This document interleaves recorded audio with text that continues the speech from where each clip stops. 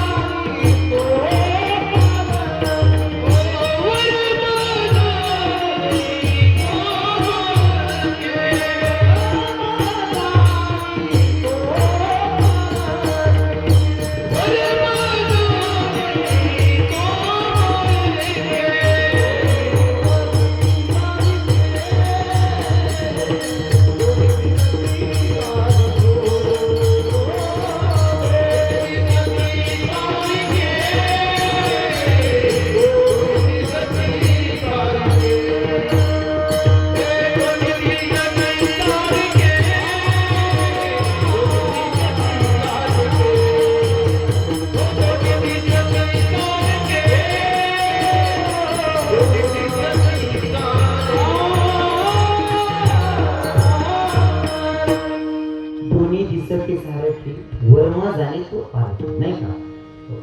खरा साधू जर आपल्याला भेटला तर तो ओळखू पण आला पाहिजे. आणि खरा साधू ओळखणं एवढं सोपं नाही आहे. खरा साधू आणि खरा संत ओळखणं बापू बाबा एवढं सोपं नाही आहे. थोडक्यात सांगू का? हो, मला सांगायला आवडतं. माझा विनोद वजा करा, मला फक्त सांगायचं एवढं की आपल्याकडनं साधारण कीर्तनकार ओळखू येत नाही तर खरा संत आणि खरा साधू कधी ओळखणार आहे? समाधान साहेब बरोबर आहे ना?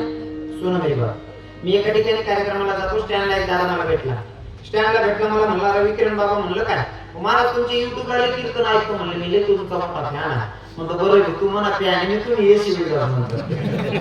म्हणजे महाराज तुमचे कीर्तन ऐकतो. म्हणलं चांगली गोष्ट आहे. म्हणजे महाराज आपल्या बापाची पुण्यतिथी करायची. म्हणलं मग कीर्तन तुम्हाला करायचं. मला हरकत नाही. तारीख तिथं स्टँडला दिलेली, तारीख लिहून घेतली. तारीख लिहून घेतल्याच्या नंतर 4 दिवसावर कार्यक्रम. त्या भाऊचा मला कॉल आला. मला म्हणला रवी किरण महाराज आपली तारीख लक्षात आहे ना? म्हणलं हो ना दादा, तारीख आहे ना लक्षात. म्हणले महाराज तुम्ही माझ्याकडे येताय, पण तुम्हाला जेवण करावं लागेल. म्हणे हो. म्हटलं हो. म्हणे महाराज जेवण काय बनवा? म्हणलं करा काहीतरी भाजी पोळी. नाही म्हणे महाराज पहिले जाऊ कीर्तनकार जेवण. म्हणे काहीतरी चांगलं सांगा. म्हणलं भाऊ 1-2 भाजी बनवा. हो बाबा पहिले जाऊ कीर्तनकार जेवण चांगलं काहीतरी सांगा. म्हणलं भाऊ 1-2 भाजी बनव, बासुंदी पापड्या करता. हा म्हणे महाराज पहिले जाऊ महाराज जेवण. तुला का उतरा लावलं जीव करत म्हणजे कीर्तनकार काय करता समजत नाही. गणच पाहण्यात आता आता मी गेलो त्याच्या गावाला. आता कोणाला आपल्याला माहिती नसते. मी गावात प्रवेश केला आणि तेव्हा बसनं प्रवास करायचा. गावात प्रवेश केला. म्हटलं आता या माणसाचं घर कुठे, कोणाला विचारावं, कोणाला तरी विचारावं असं विचारच करत होतो. तोपर्यंत उंच ओटाचं घर होतं आणि त्या ओटावर एक आजीमाई बसली होती. म्हणलं या आजीमाईला विचारत बुवा आमका नाव बोल नका, आमका नाव व्यक्ती कुठे राहतो असं. मी त्या आजीकडे गेलो ना, तोपर्यंत ती आजीने मला आवाज दिला ना, भाऊ काय म्हणे. मला असं वाटलं म्हणताय आजीना पुण्यानेच तारीख दिली म्हणतात. मी जोडे जो त्या आजी मला म्हणे भाऊ तू करम तुला येतच का म्हणे. म्हणजे तुला कीर्तनकार म्हणून करम तुला येणार मग परत नाही जमत. म्हणलं आपलं कुठेतरी तू काय राहिला रे भाऊ. मी मनकडे देतो काय आजीकडे देतो. म्हणलं आपली चूक आहे. म्हणजे जी बॅग होती ना ती बॅग चुकीने होती. मग आता बॅग बदलायला लागली पडेल. मग दुसऱ्यांदा कार्यक्रमाला निघालो, बॅग चेंज केली. ती बॅग नाव होतं बाबाची शबनम. हा शबनम बॅग मध्ये पेटा टिले ना, दोतर टिले ना, उपकरण टिले ना, बॅग लिहिणे आणि चालणं. एसटीना प्रवास वेगळी आपण मारे नदीना पलीकडे जाणार होतो त्या साईडला. आता नदी गेली कोपरे कोपरे चालला, ते एक भाऊ म्हशीचे पाणी मारा म्हणजे बॅग नदीना कोपरा चालला, भाऊ म्हशीचे पाणी मारा ना. त्याने मागे आणि ते निघत आवाज दिला, म्हणे ए भाऊ मग शिल्लक रे दुकानात म्हशी पाहता ही इतकं मास वाटतंय तुम्हाला.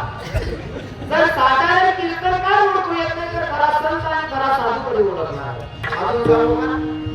हा अनुभव घेतल्यानंतर बापू माझे भरपूर अनुभव आहेत आणि ते मी कीर्तनातून सांगण्याचा प्रयत्न करतो. एका गावाला जात होतो, मला वाटतं कोरोनाचं दुसरी लाट होती तेव्हा. पण तेव्हा छोटे मोठे कार्यक्रम चालू झाले होते, पण नियम होते. हाताला सॅनिटायझर करायचा आणि तोंडाला मास्क लावायचा. आता मी बसने प्रवास करत होतो, मी पावड्यापर्यंत आणि मला जाणं होतं भडगाव. मला तोंडले मास्क लावायला बोलू नका, तोंडले मास्क लावायला होता. स्टँड उतरून जो काका आला तरच म्हणलं, काका मला भडगाव जायचं. म्हणलं गाडी आहे का? म्हणे महाराज 5 वाजेच्या नंतर गाडी बंद असते, इकडे गाडी नसते म्हणले. मला काका म्हणा कीर्तन आहे हो, मला गाडी भेटली बरं नाही, कीर्तन जाईल म्हणतो. मला प्रायव्हेट गाड्या लागतात म्हणे महाराज रस्त्याला. म्हणतो काका मला माहिती नाही हो गाडी कुठे लागत. इतका भारी होता काका मला सांगे म्हणून आम्हाला गाडी देत आहे. तो गाडी ड्रायव्हर बी विचारा करून होता म्हणून काय म्हणतो काय दादा गाडी कळवली म्हणे काय नाही 15 सीट वेळ लागतात, आपली गाडी लगेच नाही करत. म्हणतो भाऊ म्हणा किती आनंद म्हणे तुम्ही पहिले मी अंदाज जायची ना, 2 तास काय गाडी आला. आता ते मास्क वगैरे बांधेल, ओढणी गाडी तर होती. म्हणतो गाडी मग बसापेक्षा बरोबर दुकानावर टावर जायचं बसणं, दुकानावर टावर बसलं तुम्हाला म्हणा मोबाईल मध्ये कुठे घालवायला तू मास्क बिक्स लाय आणि बरोबर 5:15 5:30 5 ते कॉलेज सुटी जास. कॉलेजला तरुण पोरी उन्हात म्हणून त्या रस्ता दे त्यासाठी मग थोडे मास्क बिक्स लाय घेतलं. आणि मी मास्क काय करू माहिती का, एकच मास्क देणं नाही बाबा. मी अहो पेटा म्हणा कायम रास सकाळी मामा वगैरे म्हणजे पेटा बांधलेस मी आणि जो पण टाइमच पेटा सोडत. अहो पेटाना मागला कापड काढायला आणि असं बांधायला राहायला. मातून द्या नाही गेलो मग ते मास्क जागा आहे कापड असं बांधलेलं होतं. मोबाईल मध्ये म्हणा चालेल व्हॉट्सअप त्या कॉलेजना पुरे म्हणा एक निमंत्रण द्या तुम्ही हो पोर काय मागे मागची कशी चक्कर येत म्हणतात मात्र वाटत आहे त्रास होईल या गोष्टीच ना. आता गडबड ना गडबड बसून पण आता मास्क होईल पुढे की या गोष्टीच नाही. आता पाण्यात जर भेटला तर मी गाडी भेट असतो चालत त्यातले फिराले पाण्यातच नाही हाल व्हायला कुठं वासना मग म्हणून मास्क माझं कधी राहिले हो काय पाहिजे हा बरं आता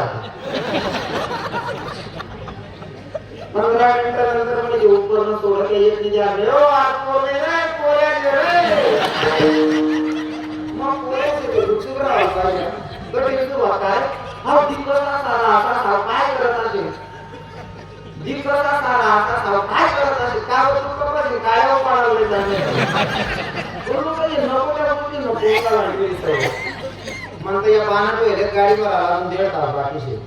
मग मी थोडं गाणं गुणगुण आले आणि कार्यक्रम कंटिन्यू त्याच्यामुळे घसा खराब झाला. पण मी जर ठरवलं तर मी एवढी गावात पण काढतो आणि दिवस आवाज पण काढतो. आमच्या घरी बाबांना बापू बाबांना माहिती. मग मी थोडं गाणं गुणगुण आले गाण्याची बोल अशी होते हे लगभग माझ्या रायाची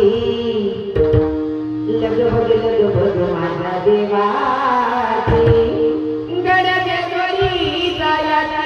अनहारी घुंगराची आली बोलल्या बाजाची गाडी घुंगराची आली बोलल्या बाजाची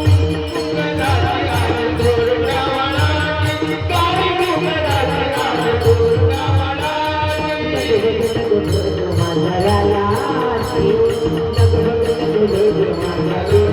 बाजाची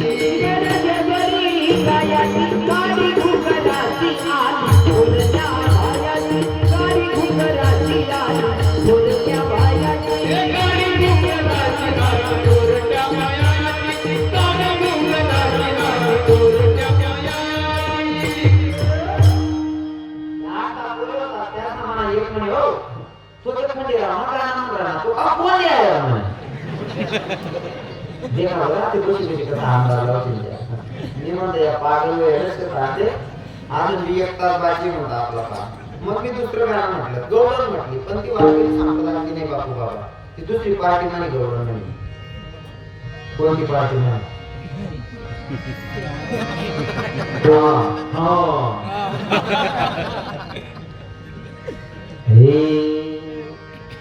निघाली घट भरण्या यमुनेला तू जाऊ दे घट भरण्या यमुनेला मला रे अडवू नको नंदलाला मला रे अडवू नको नंदलाला सख्या रे अडवू नको नंदलाला.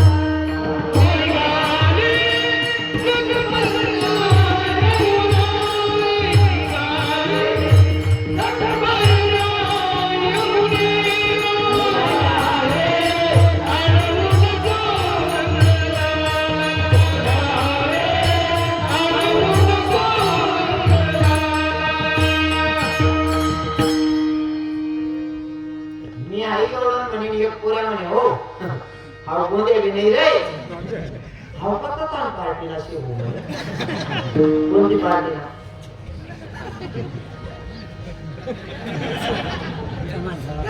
हे होळीचं सोंग घेऊन अशी लावून फुलाडी गोळी रंग नको टाकू रे माझी भिजल कोळी रंग नको टाकू माझी भिजल कोळी नको टाकू रे माझी भिजल कोळी.